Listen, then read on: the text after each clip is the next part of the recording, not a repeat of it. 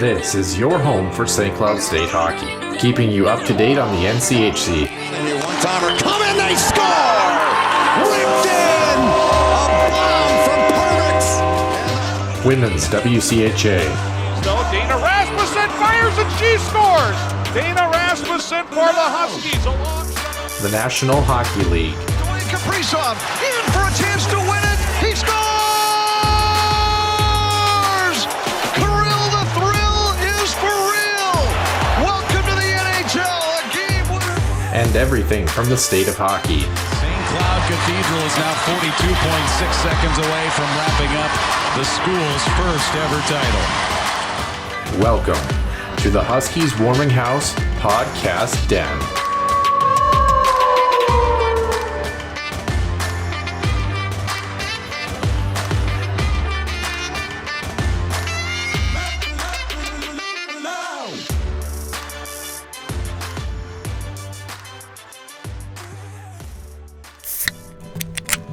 The Huskies Warming House podcast is also brought to you by the Sota Pod, home of NCAA college hockey news and more. Stay wild and up to date with new episodes throughout every week. Find them on Apple Podcasts, YouTube, and other podcast platforms. Welcome into the Huskies Warming House podcast, episode 172 here in the den. Nick Max and Noah Grant, ready as always to bring you the latest in college hockey coverage, specifically around St. Cloud and the NCHC. We start, of course, in the NCHC today. Another St. Cloud State Huskies opponent makes its appearance on this list at number 6. Excited to talk about this team, a team that we really have been high on in the past couple of years and really has a bright future ahead of them. Transfer portal notwithstanding, still a lot of incoming freshmen that have a chance to really make some noise in the NCHC. One player that was a freshman, though, Nick, that no longer was, supposed to be a sophomore and is now headed to the National Hockey League instead of where the original intention was supposed to be. We're going to talk about him a little bit in the beginning of the show as well, too. Some breaking news coming out this week. So we start, as always, with CenterIceView News and Notes presented by HuskiesIllustrated.com and the Sota Pod. CenterIceView News and Notes. CenterIceView provides you with the best coverage of St. Cloud State Huskies hockey, from game notes, recaps, photos, and more. Go to CenterIceView.com.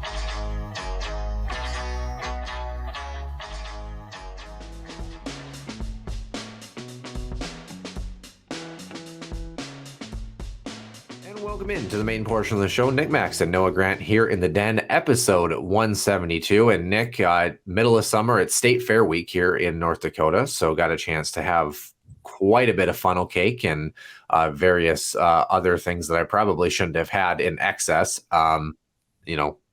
But it is what it is. Speaking of excess that the Minnesota Golden Gophers thought they were going to have, that outlook gets slightly dimmer, unfortunately. Logan Cooley, a bit of a surprise from him this week. He originally said that his intention was to play college hockey for his sophomore season at the University of Minnesota. And then suddenly he didn't, kind of molded over a little bit, was genuinely honest about the fact that he wanted to come back to Minnesota. Then over the summer, realized deep down he was ready for the challenge of playing at the highest level in the world, fulfilling his lifelong dream of being an NHL player. Head coach Bob Motzko, meanwhile, for the Gophers, said, "We were fortunate he was here for the year that he was. Wish they could have got another one, but they wish him the best of luck." And of course, they're going to move on accordingly. Now, this is a multifaceted thing, like it always is. One, what's going through the mind of Logan Cooley besides wanting to, be a pro on a team that he seriously can play potentially in a top 6 role for? And then on the other side of this, Nick, what in the world do the Gophers do? Not that they're not stocked to the gills, so to speak, but Logan Cooley is a big piece that they expected to be the focal point on this team, and suddenly they're going to have to readjust. We'll start with the first part, right? What's going through his head? I think a lot of things have been going through his head since the national title game. Let's be honest.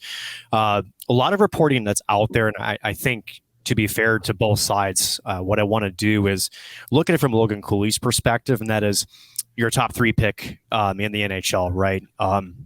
In how many games that he played this year? He was more than 1.5 points per game player. Was a Hobey Baker hat trick finalist. So the accolades were there. the eye test was there, right? For those who watched him play, his speed, the skill, the hockey IQ was on display. As St. Cloud State fans and their game in the NCAA regional final, I mean, the kid has got all the tools to be a pro player, right? And I think, Noah, when you go through a season, right, and especially a season at college, you are an NHL draft pick, especially one of his caliber. The question always comes after a season is you kind of sit back and you reassess, right? You kind of ask yourself, where am I at? And am I ready for the next challenge? Because at the end of the day, when you are a pick of his caliber, chances are more likely than not, you're going to see an NHL contract, right? So I really do think he wanted to do it earlier. I really feel that way. I do feel like there was a distraction with the Coyotes arena situation. I know that's been reported on, but a wonderful piece came out this afternoon after the announcement was official from the Pittsburgh Tribune, and essentially how in the offseason he's been skating with some NHL talent, and he said that he's been picking their brains, looking at the details of the game. Mind you, Arizona just had their development camp too, and I think for an athlete, right, when you're ready to make the next jump, there's always that little bit in the back of your head that says, and maybe it's doubt, I don't know, like, am I really ready for this, right? We know as fans watching him, he's ready to go. I think post-development camp, and I think post what some of his skating has done in the offseason with getting to know these guys, I think it became more clear to him on the inside he was ready to make the jump. I know some folks have suggested that NIL money was part of this. I really don't think money had something to do with this. It could be part of the picture, but the reality is, as a pro athlete, you want to make sure you're ready to make that jump. He's got people that he trusts and advises him on this, right? And I think ultimately it just took him a while to clear that hurdle.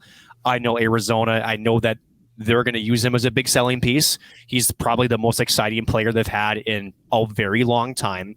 But at the end of the day, I think it just came down to those couple of experiences here in the offseason that really, pushed him over the cliff and says, yep, let's take on the challenge. I'm ready to go, and I'm ready to leave the University of Minnesota. Yeah, you talk about guys that, kind of have that internal buzz when you play with players of that caliber, because, don't get me wrong, a lot of these college guys, even some junior guys, they play with NHL talent, depending especially where they grow up, where they've spent their summers, things like that. So when you start to kind of feel like that the jump isn't as monumental as you believe, and like, let's make no mistake about it, the jump from NCAA to the National Hockey League, and for a lot of players, it's the jump from NCAA to the AHL, which can sometimes be more of a vicious jungle, so to speak, than the National Hockey League is, the way the game is played. You have this thought in your mind that now I'm at the highest level. Can I really compete? Can I really make that jump? But for some players that have that natural speed and skill, the jump in certain facets isn't as big as they think. There's no doubt Logan Cooley has the skill. There's no doubt that he has the speed. The question is, does he have the size? Does he have the physicality? And can he adapt his hockey IQ to the NHL style of play? Because as we know, it doesn't matter where you're drafted. Your window is so limited to make an impression. Now, on a team like Arizona, that window might be slightly larger. It might be a full bay window as opposed to a little porthole, right, so to speak. Sure. But nonetheless, I mean, he's going to get a shot. There's no doubt about that. He has the skill. Yeah. He has the talent. It really just kind of depends. What is he going to do with it? Right. And, the second part of your question earlier is, what do the Gophers do, right?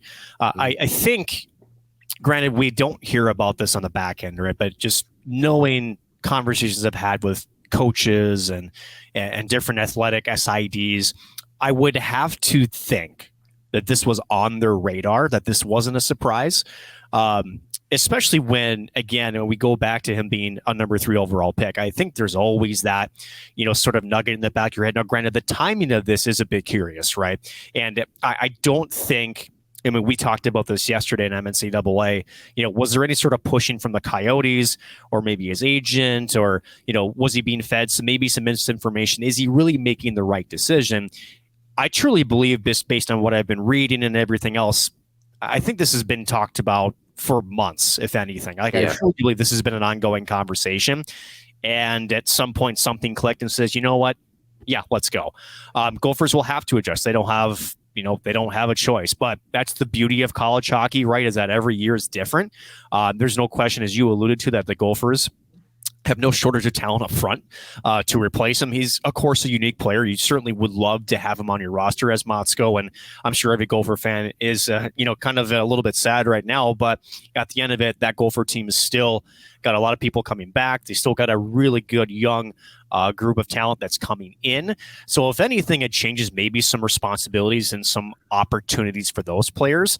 But at the end of the day, the Gophers will have to adjust. And at the end of the day, I think they have plenty of firepower up front to be able to, I don't want to say make up, but at least try to match what they're losing in Logan Cooley by committee, not maybe necessarily with one person coming in. Yeah, and someone else is going to get a shot, right? And I think that that's exciting. The other piece of this too, as we approach August, of course, this happening at the tail end of July, like you mentioned, it's not like a Jack LaFontaine situation, right? I mean, it's not in the middle of, something that kind of catches you off guard.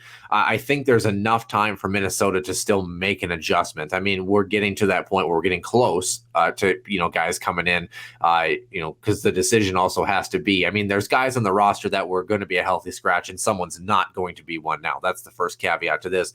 But there also might be someone that is waiting in the wings that they decide they're going to bring in now and is suddenly going to get ready to go to college in the next couple of weeks too. So, And I argued yesterday, Noah, that, despite the fact that this wasn't like a LaFontaine situation, that there was a deadline coming up. I believe August 1, you have to at least be enrolled in some classes. So I do think they were coming up against the proverbial, okay, if you're going to do this, right? And this is why I actually think the timing of this represents an ongoing conversation, an ongoing thought process here is, once we get past the 8-1, you're locked in. That means let's go the school route. But if you're still having second thoughts or really feel like I want to turn pro, we got to get something done. So he had a great development camp, by the way, too. Like, let's not sugarcoat that.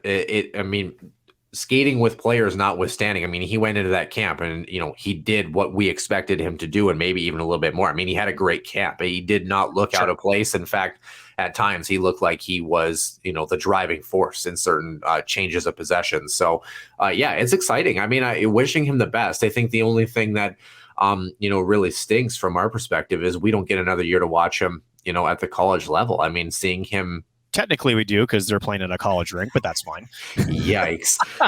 Yikes. All right. Well, speaking of a team that does have a great college rink that is relatively new and probably matches the attendance of the Arizona Coyotes at seating 3,400 at Ed Robson Arena. Coming in at number 6, Nick, the NCHC men's preview, the Colorado College Tigers. What do we have on a team that, like we said, we've been really high on in the past couple of years? We have been. And really, when we talk about the Tigers, right, I think, Noah, where we have to start when we go through something like this is, first of all, accomplishments, right? Colorado College hasn't really had, at least beyond last year, right, a ton of things that you could look to the wall or look to the mantle and say, yep, we have some sort of recollection or recognition that we did something good, right?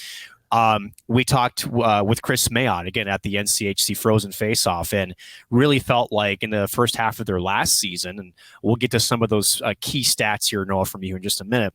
But I think I want to set the table to say they felt like they played better than their record really reflected. And when they finally started getting the bounces and started to take those 1-goal opportunities and came out ahead of those, right, started to string some good efforts back to back, right, they started to feel confident, and it showed.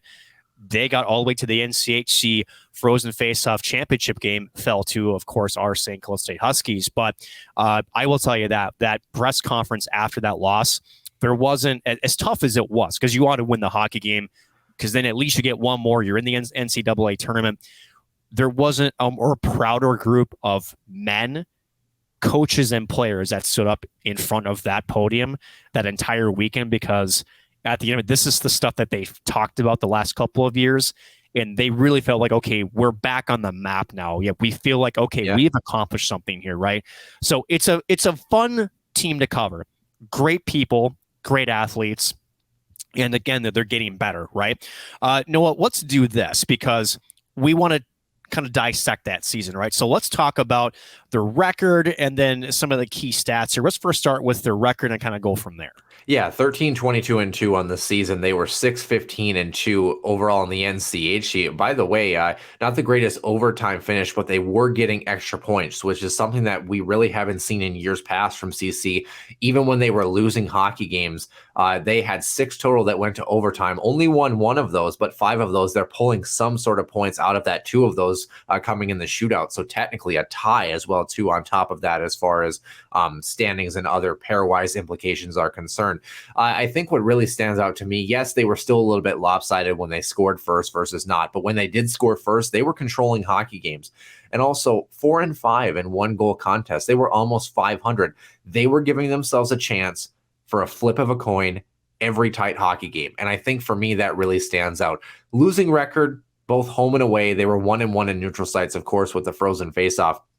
But like I said, when they were carrying a lead or even when they were tied after the first period, they were giving themselves a chance. Now, games started to get away from them in the second half or if they were down early. But with that being said, a lot to like about this team. Over 20% on the power play, 82% on the penalty kill, both numbers that when you think of a team that finished with 25 points, what would that be? 8 points shy of the next place in 6th in the NCHC. You don't think of numbers like that. You don't think of what we're talking about. And like you said, only outscored by 20 on the season, which is a marked improvement from previous years. Yes. And only outshot by, I think it was 114 over the course of the season. So they weren't exactly out of hockey games. Now, are they missing that top line? Are they missing that go-to guy even last season where they could just say, yep, give him the puck and, they're off and running and they're going to be just fine. Yeah. But I mean, you look at this schedule here, couple of tough moments, I would say, started January, early February. When they came back around the second half, they kind of did what St. Cloud did a little bit, where they struggled mightily coming out of the gate, out of the holiday break. But nonetheless, they're starting to make those strides. And I think, as we're going to allude to as well, Nick, not only is this team making strides, their key contributors are getting younger and younger. You're starting to have these recruits come in that, not to say the Tigers of old, like, for example, going to miss Brian Yoon, obviously the former captain who, of course, finished his graduate season, last year.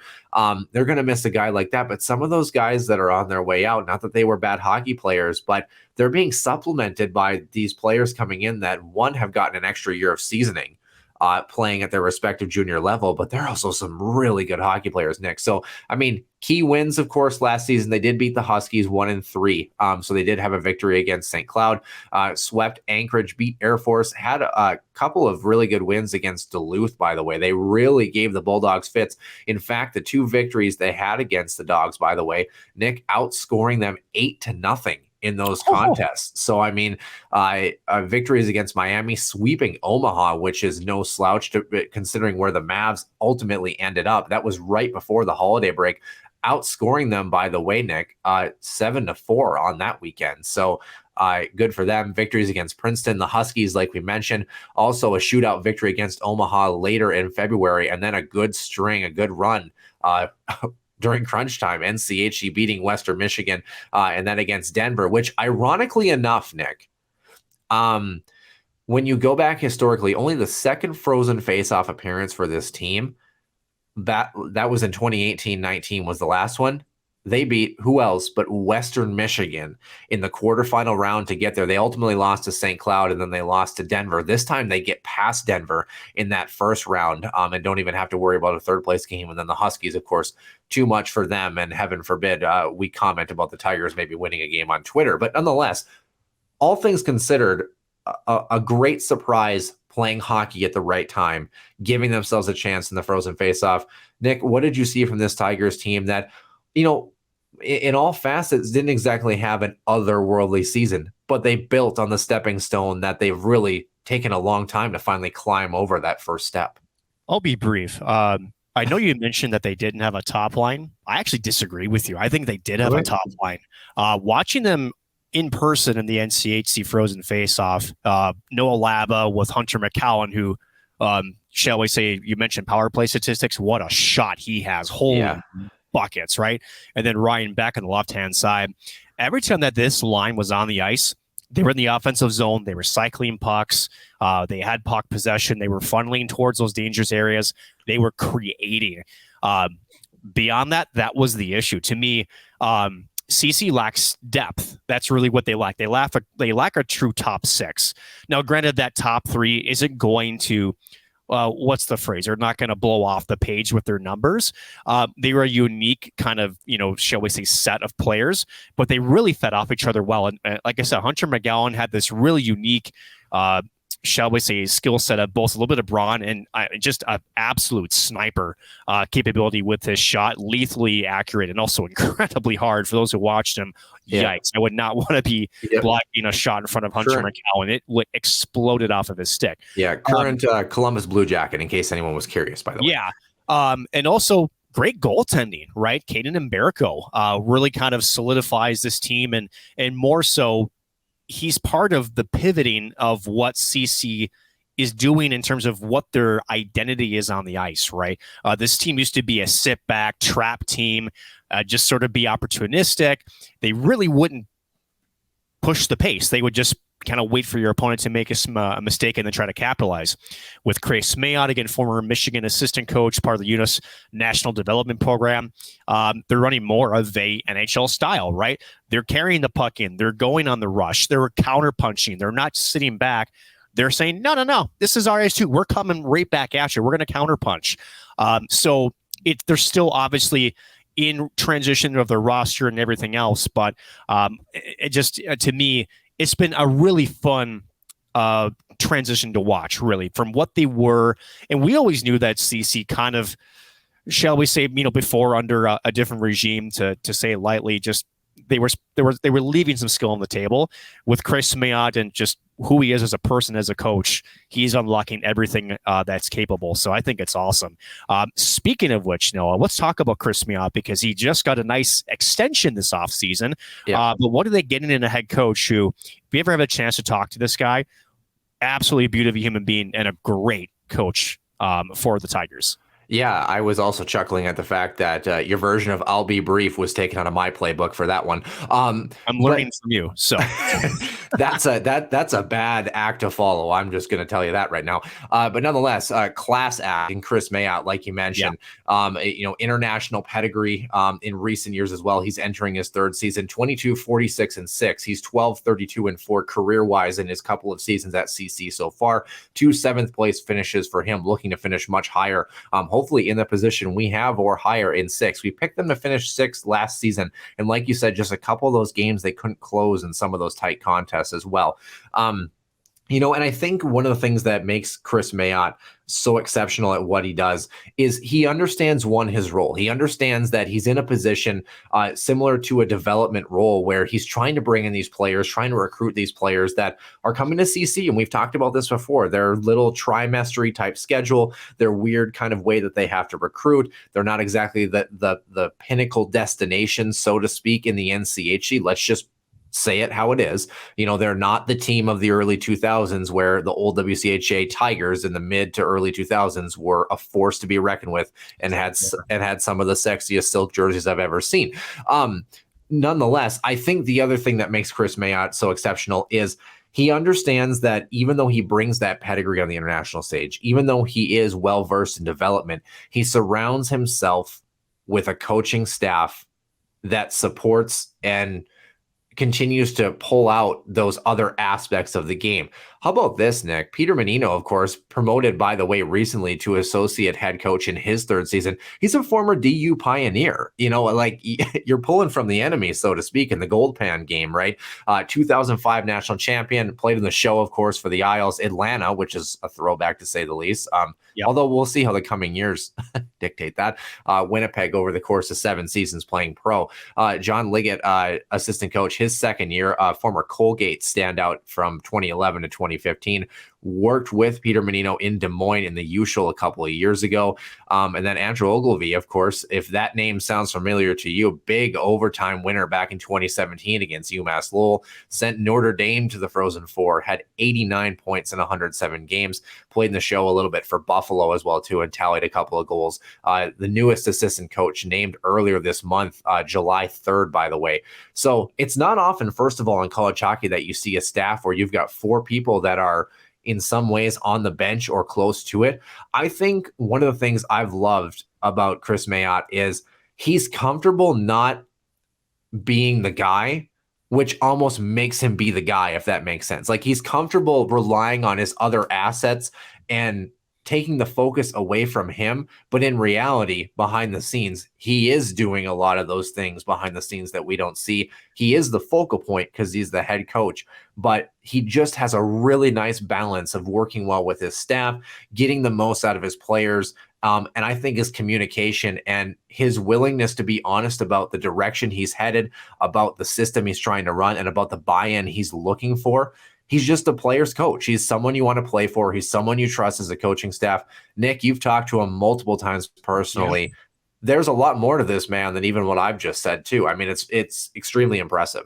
So one of the things that he mentioned about turning around the CC program, right, is when you look at other, and he mentioned this, right, is that when he looked around other NCHC benches, when the games were close, or, you know, maybe there was a moment where you took a major and you're kind of in a tough spot, right? He goes, I looked around and the coaches aren't saying anything. He's like, it was the players that were dictating, and they were the ones that were in control. He's like, I wanted my bench to reflect that. And I think, you know, he had a great leader to lean on in Brian Yoon. Again, he spent a couple seasons with Chris Mayotte, 5th-year player, also a great human being as well, going on to think to be in medical school, if I remember correctly. Yeah. So at the end of it, you know, he wanted the players to be the voices on the bench. Brett Larson operates the same way. I know that most NCHC coaches would argue that that's what they want as far as their program to represent. But I think the biggest thing about Chris Mayotte is, away from the ice, he's sort of like the father figure, right? He takes pride on being that person to confide in. He's like, my door is always open, kind of thing. You just get this vibe. He's this approachable human being that you can almost, you know, grab a beer or whatnot and, you know, just sit down and chat life. He's that guy that actually cares about the person first, hockey player 1B, right? And he knows how to balance that line, right? Which is, I'm going to be your best support person. And in fact, again, we go back to the NCHC Frozen Faceoff after Hunter McCowan essentially wasn't drafted. He was the one that was calling NHL teams saying, you should give this guy a chance. This guy has NHL stuff.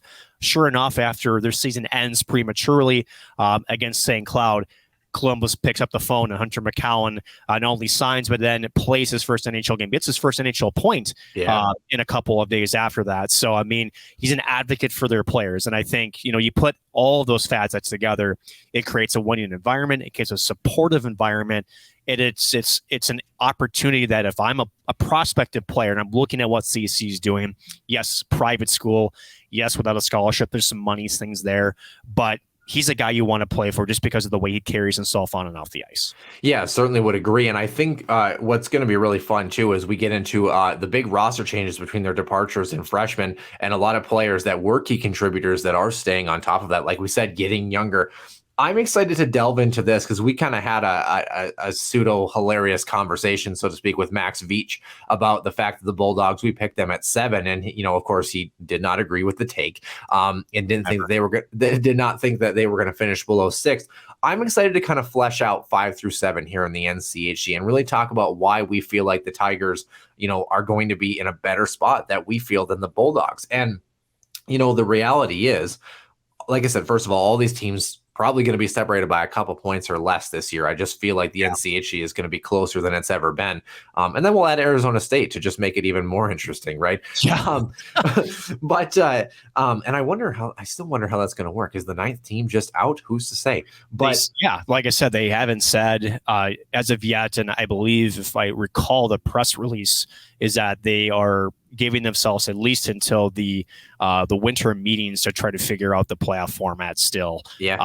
I would not be shocked if it's either 9th is out or maybe first number 1 overall maybe gets a bye or something like that. Yeah, I'll tell you which one of those two I favor. I am a big fan of kicking the 9th team out and letting the top 8 play, because I feel like if you're a top team and you get a bye, sometimes I feel like that rest is just almost not agreeable at that time of year. It's usually counterproductive, right? Yeah. Yes, 100%. Speaking of which, Noah, let's talk about production, right? So team stats, player stats, things that jumped out to us and kind of paint the picture of why Colorado College finished the way that they did. Yeah, and who essentially they have a chance to be better than they were last season. I know we kind of delved into the team stats, but focusing on player stats, by the way, you mentioned Hunter McCowan and, of course, his journey to Columbus, but Noah Laba only going to be a sophomore next season. Stanley Cooley, a junior. Nicholas Andrews on the back end had 14 points, a top 5-point producer for them. He'll be a senior next season. Ryan Beck, Logan Will, Tyler Coffey, freshman, junior last season, and another freshman. And then, of course, Matthew Gleason, who's now gone, rounding out, the top 8 or 9. You just look at guys that produced. It was this wave of babies, so to speak. It was these freshmen, these sophomores, a couple of juniors that'll be back for their senior season, really bring that veteran pedigree on top of that as well, too. I'm just excited about their production. When we compared them again to Duluth, and that's going to be the comparable. I mean, we picked Duluth at 7. It's a bit of a reach according to a fair amount of people. I feel like as we go through this, not that we have to justify it, but I think the comparison is there. And when I look at CC compared to a team like Duluth, I see a more inexperienced team for the Tigers. However, I see a inexperience that brings a lot of natural skill and a lot of raw talent that will continue to evolve as players get older and they mature. I just think the talent pool you have to pull from at CC right now is a little more wide-reaching, quite a bit younger, but a little more wide-reaching, and they're on their way, man. They're starting to produce. Is there a player on this list, Nick, for as far as individual statistics that you feel really stands out? I mean, obviously we talk about the top end guys, but is there someone here that had a great season, or let's not forget the goaltenders, especially in Caden Mberko, who had a great year, who is going to be the guy next season. There's no doubt about that, with his international pedigree as well, too. What kind of stands out to you about last year's roster and guys really continuing to flow into this season? Really, it comes down to balance, right? I mean, Hunter McCowan and I know Noah Laba definitely kind of lead in the point category. But when you get beyond that, there's 6 to 7 guys that at least had double-digit points. So to me, they have the potential for depth scoring there. Just they haven't quite got to that consistent production level yet. The other thing, and I want to focus in on Noah Laba because as a freshman center on the top line with Hunter McCowan, right? No pressure, right? I know, right? But one thing that impressed me is just how much poise he played with, how good he was in the faceoff dot, and just how smart he was in different areas of the game, right? And one thing you talk about in our discussion with Logan Cooley, right, is, we can talk about skill, we can talk about speed, some of those things that everybody can see, right? One of the things that we don't often talk about enough, especially with freshman players, is their hockey IQ, right? And do they play like they're freshmen, right? And I do think that at the end of the day, Laba played it much more mature than he was for a freshman. Yeah, I would certainly agree. And a lot of these guys have had to do that because of that role. And I think as we've seen, I think we're going to kind of jump into the departures too, with the transfer portal. Anytime you bring in a coach that, is new in his first couple of seasons, you start to see, guys lean away from that system, maybe try to go other places. And then you start to see freshmen come in that they're essentially the first trial period, the first trial run, the first group that really gets to go through a couple of seasons under this head coach and really see the product develop. Like I said, I feel like sky's the limit for this Tigers team, even with the departures, Nick. I think as we jump into them, 5 forwards, a defenseman, and a goaltender. Of course, Hunter McCowan, like we mentioned, the big one, headed to Columbus. Brian Yoon, of course, graduate defenseman. He's aged out, essentially.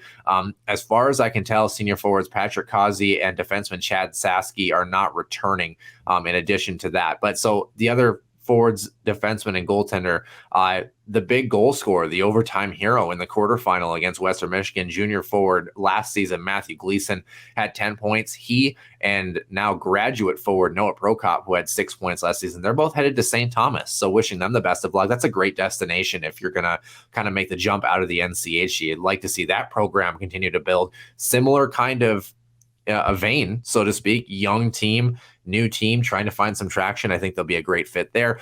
Sophomore forward will be a junior next season. Brett Chorsky headed to Colgate. He had 3 points last season. Junior defenseman now, Nate Schweitzer, had a single point. He's headed to Lake Superior State. Senior netminder Matt Vernon, now playing professional hockey, was in the ECHL last we checked. The only one that does not have a destination will be a sophomore next season. Cade Arnholz did not have a point last season. I'm not really sure how that's going to pan out for him. But again, we talk about the transfer portal being a little bit risky at times. This might be a potential casualty, so to speak. Like you said, we mentioned Hunter McCowan. We talked about his prowess. I think if there's a player that this team is going to miss more than people realize, and feel free to throw your input here, Nick, I think Matt Vernon is somebody that this team is going to miss a little bit. I know Caden Mbereko was the guy. I know Matt Vernon didn't play it a whole lot. But I think for him as a veteran netminder in that locker room, let's not forget the game that he pitched a couple of years ago against St. Cloud in that COVID NCHC frozen faceoff setup in North Dakota, by the way. That was one heck of a hockey game that he showed us. Of course, father played for the Calgary Flames. He's going to get a chance at the pro level now. He wasn't in a lot of hockey games, but when he was, he played well. He had decent numbers. And I feel like for him, being a part of that transition and kind of like you mentioned, almost like that father figure, so to speak, in that locker room, being a mentor to a young guy like Caden Mbereko, who had some real mountains and valleys last season, just being a young freshman goaltender in the NCHC. I think there's a guy that not so much on the stat sheet, but maybe a little bit more in the locker room, they might miss a little bit. Anybody else here on this list that stands out to you? 100%, and that's Brian Yoon. Yeah. You can't forget him. Again, a multi-year captain, was the heart and soul of this squad, had his emotions just on his sleeve again after that loss to St. Cloud. And you can really tell that Chris Mayotte really leaned on him to keep pushing. Right. I know, just going back to the team for a second, when the first half, was rough for them. I mean, we were high on them. They had high expectations. They just weren't getting the results. It was frustrating, right? And, St. Cloud had their 6 weeks of, pain per se before they figured it out. Colorado College had that in the first half of the year, and they were really questioning, oh my gosh, are we still going to be toward the bottom here? And then they just kept pushing. And Brian Yoon, again, was the big voice that says, let's just keep going. We'll eventually get the bounces. And they started to get them, right? So to me, he's a big voice lost in the locker room.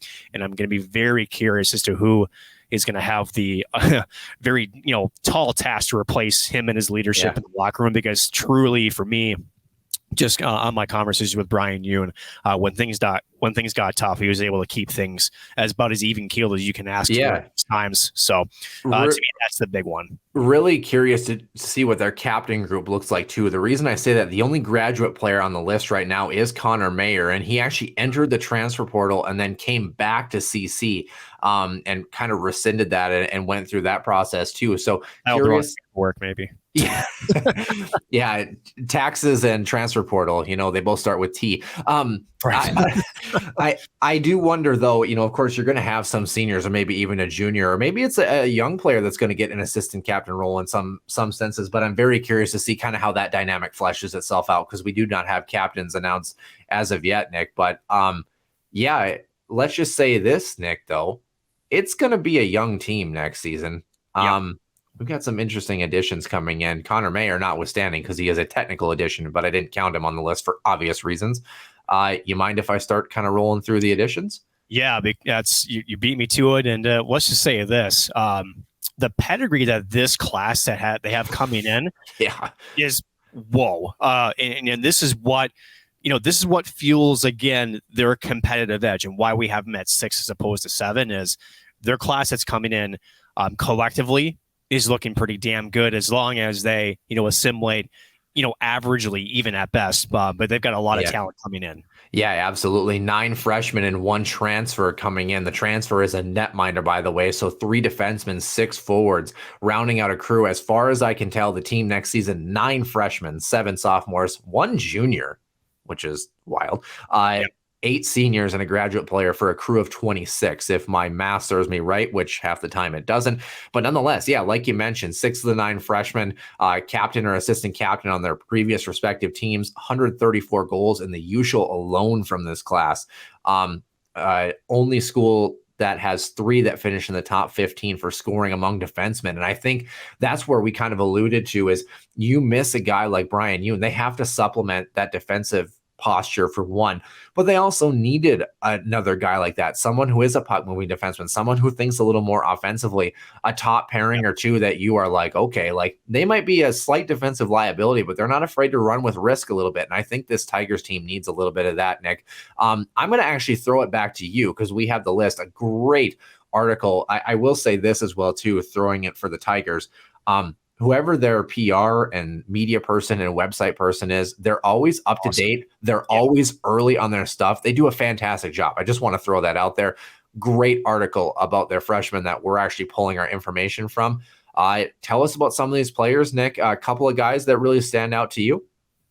One of the big one for me that I'm looking at is Brett Lank out of Anchorage, 6'3", 188 from Fargo. Again, we talked about the former St. Cloud assistant coach now going to Wisconsin. Nick Oliver leading the charge here, had 55 points in 61 games, 26-29 for that point total respectively. Was an assistant captain with the Fargo Force. Just unbelievable, right? That's the size I think I think that they are trying to get a little bit more competitive. I know under the Mike Havlin era, and I know that, Noah, you would attest to this. It's not that they were small, but I think they could have used a little bit more size in certain positions, especially up on the forward end, but not just big and, just to be big, but also had skill to go along with it. This guy represents all of that. And again, at his size, 6'3", the reach, again, great shot, but also great vision on the ice.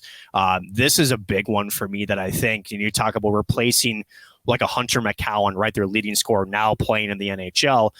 This is a guy you look for, not necessarily as a freshman, but maybe steps into the sophomore year to be a big producer. And you just kind of hope that he assimilates quick, because if he does, all the tools are there. And man, he had a great last year juniors again with the Fargo Force. Yeah, he certainly did. And I think on the forward side, we're kind of alluding to them a little bit too. Evan Werner coming from Tri-City in the usual, and then Cedar Rapids, Zachariah Wisdom, both guys 6 foot and 5'8". So, I mean, not the biggest players, but I think what impresses me is the description with those two, especially with Link. You have these guys that you read Chris Mayott's comments, which another really cool thing about the website that they do is they kind of pick his brain a little bit as to what he's thinking, like really gives you a great picture as to what the Tigers are getting. And really the theme here, and something we alluded to last year, is guys who both have 1 really good skill, 2 really great scoring touch, and 3 scoring touch from all areas of the ice. It's not just skill-based perimeter, third forward high, waiting in the wings for a good release kind of thing.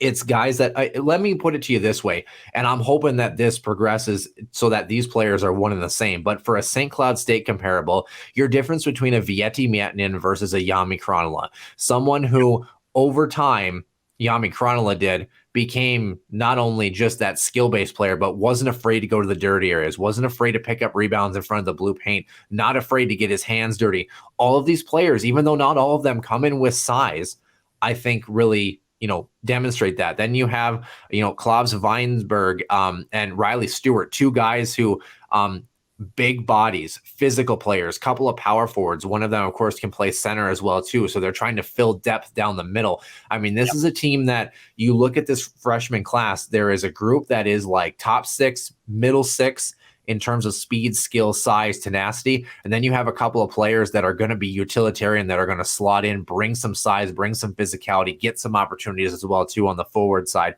And then you have, a couple of defensemen too, Nick, by the way, Antonio Fernandez, Tyler Dunbar, Max Burkholder, guys that really, besides Dunbar, who's 6'1", a couple of defensemen who are essentially water bugs, 5'8" and 5'9", respectively.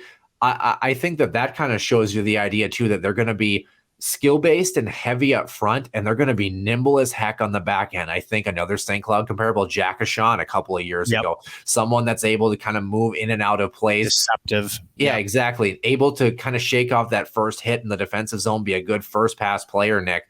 And it's Antonio Fernandez, by the way, to 40 points in 58 games for Lincoln last season. When you can add that scoring, even though, and then Max Burkholder, 51 and 62 for Dubuque last season. I mean, guys who they're able to produce at a level where the physicality and defensive structure is there in the USHL, and they're playing against some big bodies. Curious to see how that assimilates when you're playing against 21, 22, 23-year-olds.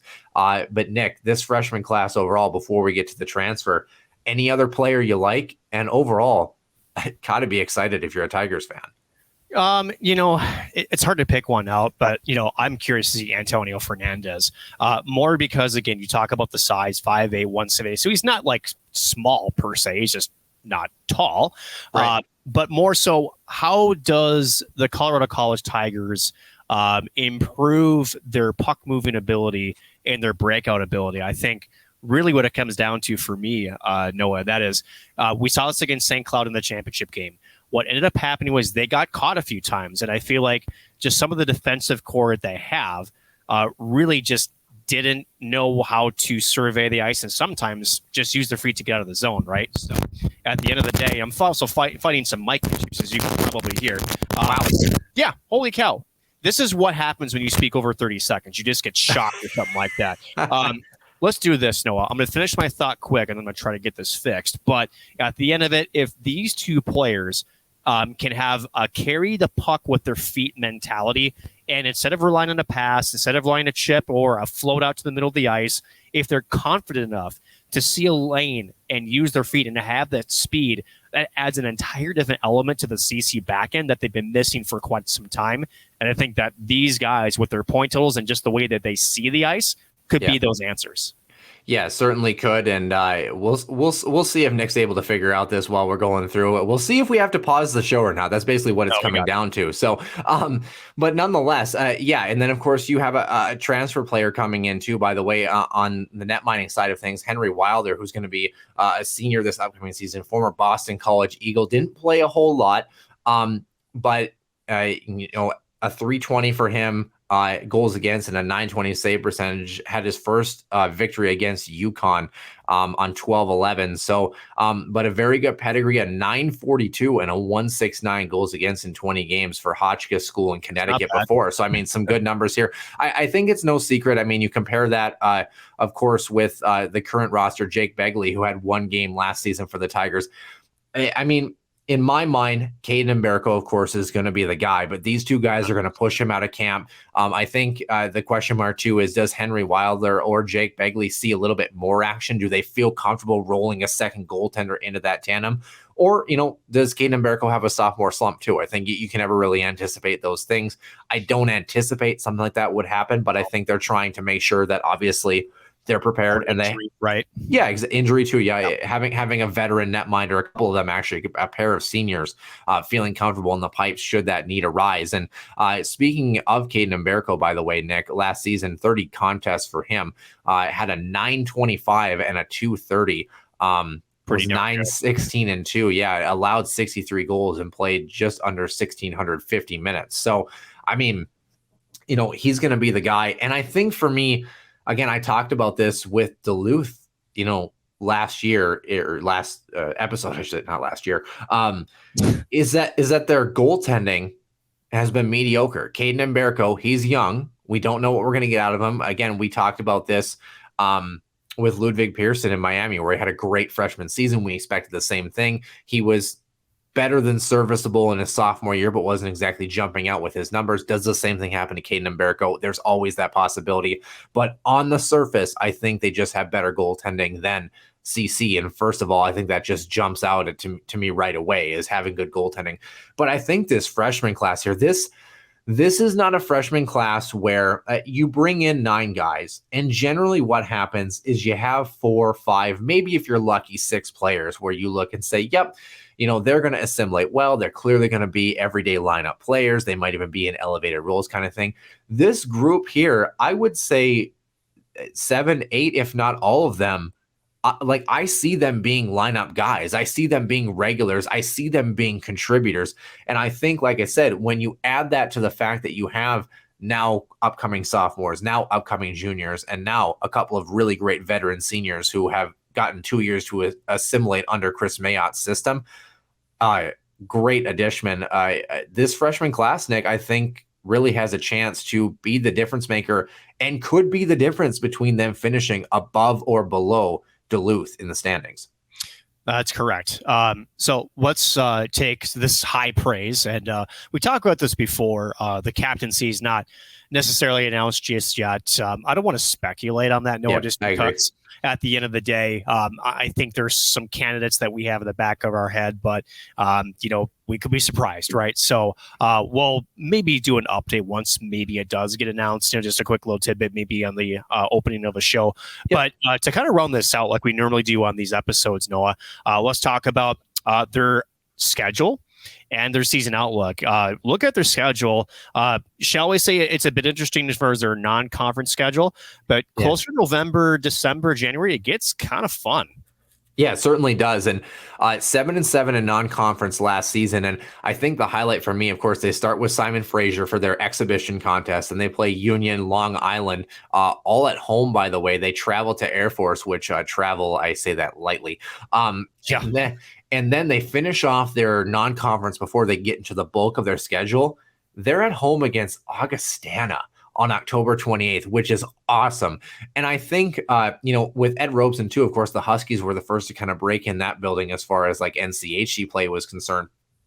And I think CC, for not being the cream of the crop in the NCHC, always has done a fantastic job, especially in recent years, of giving us intriguing matchups and still getting a schedule that's really exciting and new and fresh and vibrant. And Augustana is a great addition. They only have them for a single night, so that'll be interesting to see. They play Air Force, of course, the night before, quote unquote, on the road.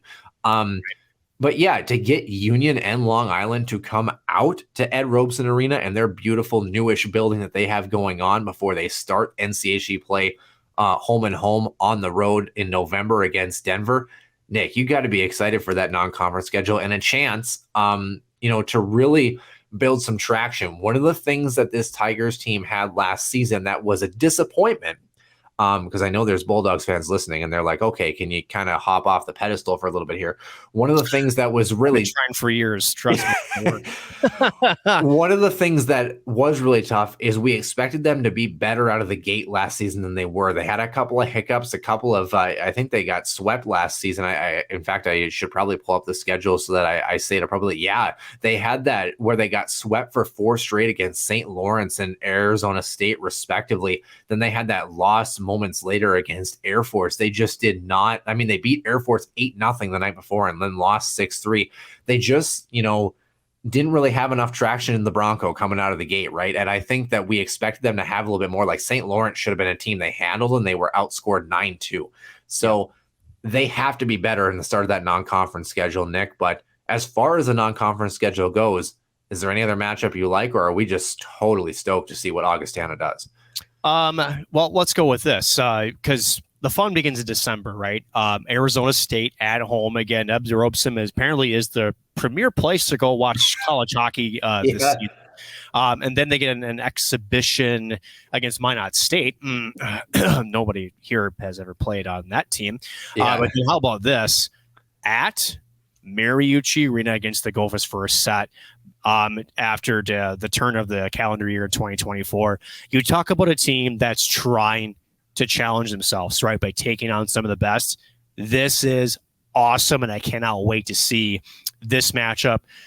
I'm going to date myself. We've had conversations in the past about one of the last matchups I've seen with this, 2013, WCHA Final 5. It was the semifinal round. Colorado College beats Minnesota 2-1. And let's just say that they outshot them, the Gophers, over the CC Tigers by like 10 to 15 shots. They kept Minnesota, the power play, a lethal power play, off the board like 3 or 4 times. Just insane penalty kill, and ended up losing the championship game. But they beat the Gophers in that matchup. So they have a history there, albeit it's been a while. So this obviously new faces, new regimes, but this is going to be kind of a throwback to the old WCHA. And those two teams used to battle quite nicely back 15 years ago. This will be a nice little reminiscence of that.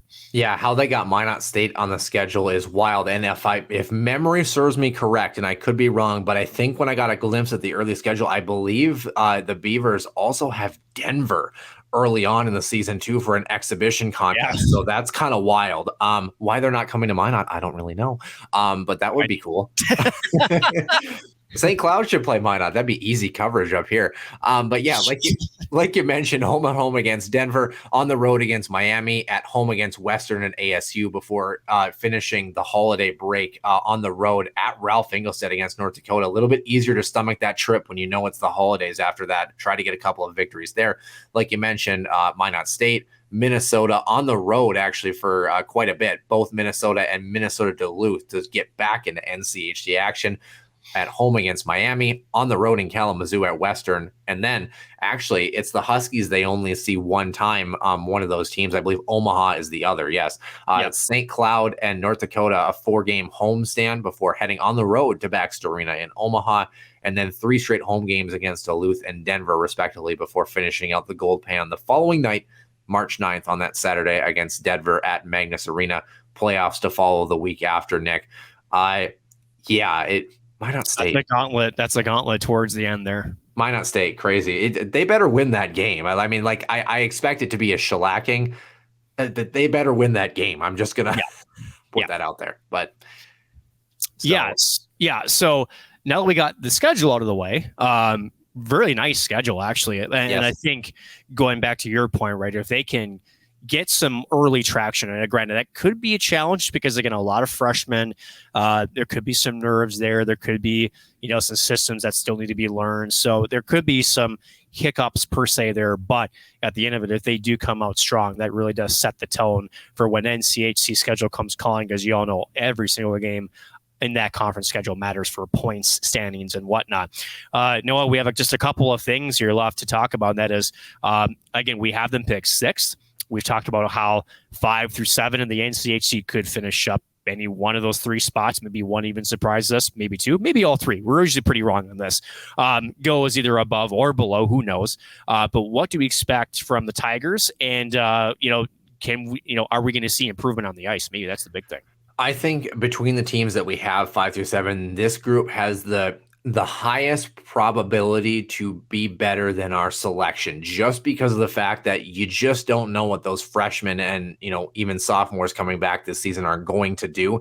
If they start to have really good years, we could be talking home ice in the NCHC. I mean, 4th place, I would say. I don't know that I go any higher than that, but I don't think it's out of the question for this team if they get that good goaltending and some production from the back end. Of course, this group for the Tigers historically has done a great job at limiting chances, at playing good defensive structure. That's been historical Tiger hockey in the past, essentially the NCHC era.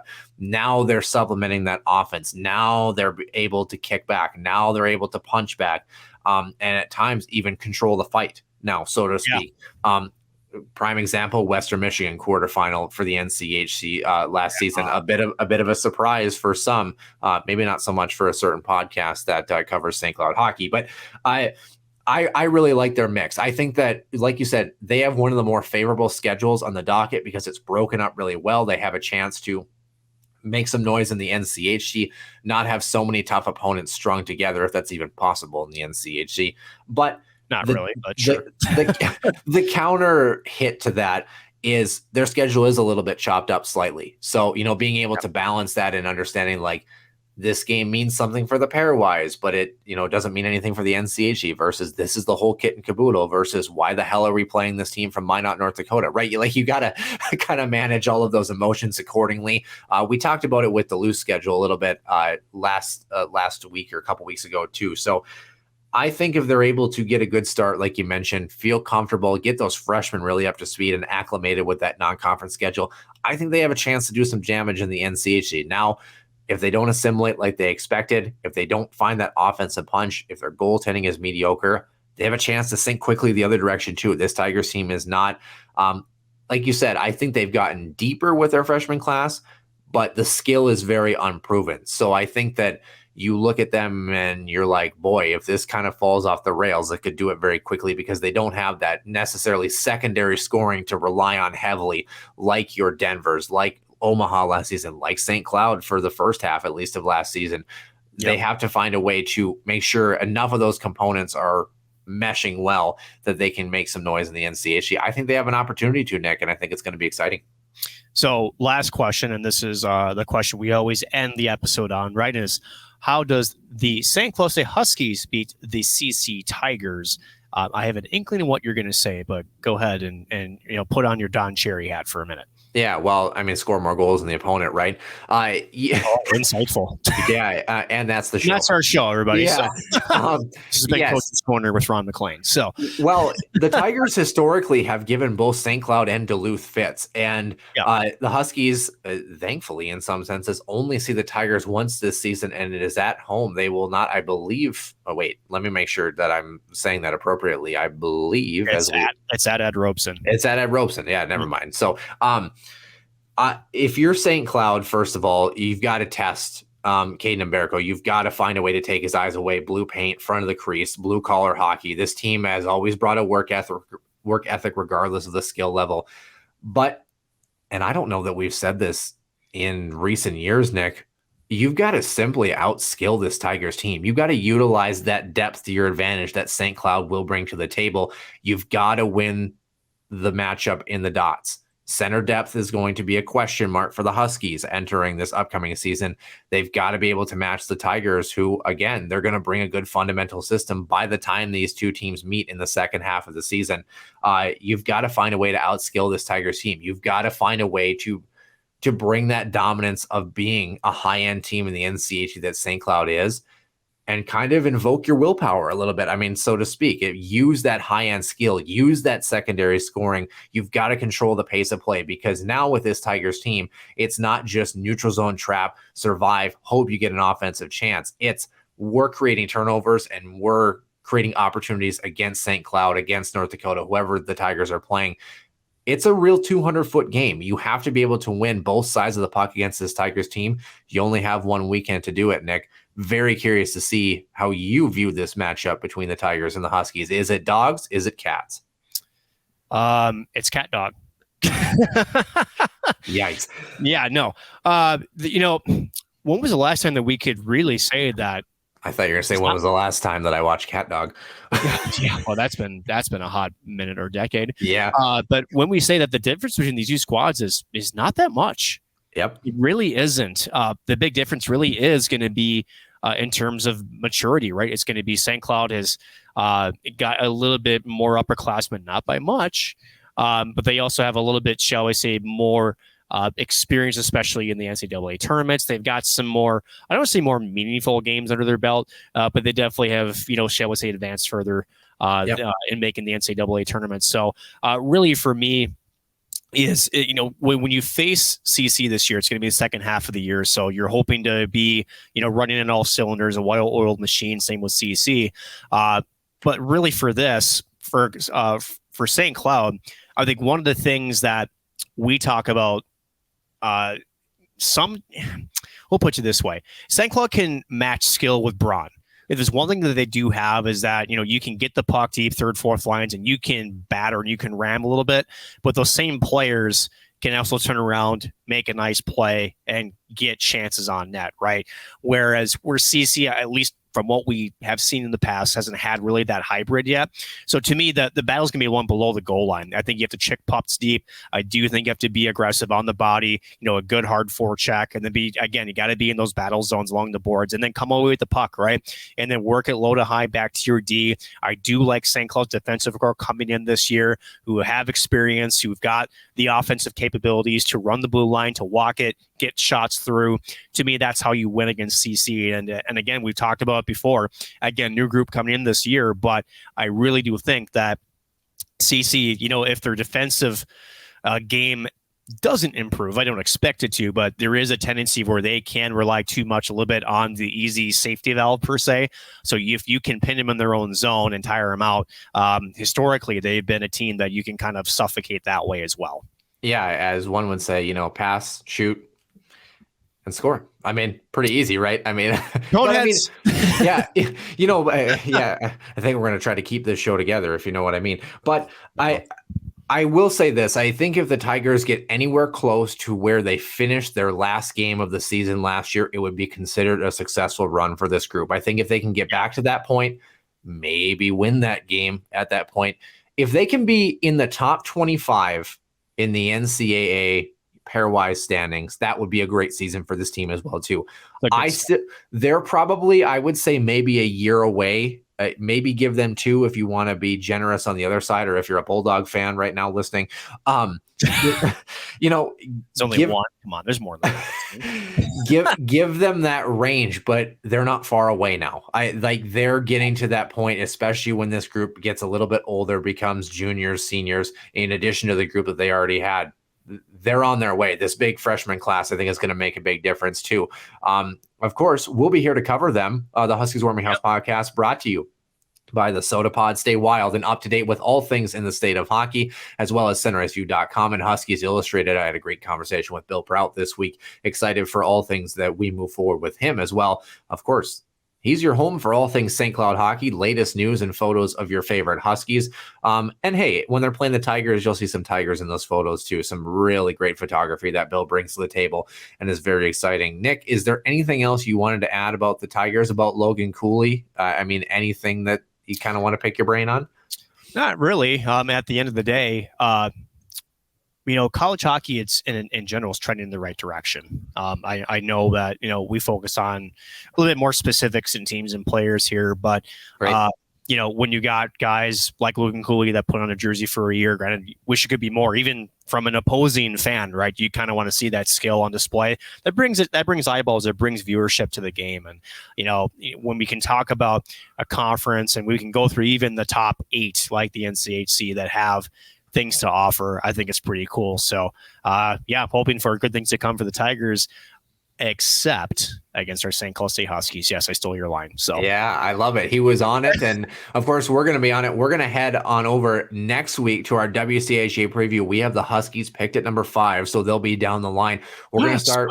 Oh my gosh. We're going to start. Hey, if you're a Bulldogs fan and you've still stuck around this long, we're going to talk about your women's team coming in at number 4 for a potential home ice spot in the WCHA. However, like you mentioned, then we'll go on over to the men's side and pick our number 5 team, which of course will be battling with said Bulldogs and Tigers on the men's side as well. For Nick Maxon, I'm Noah Grant, and we will see you soon in the den.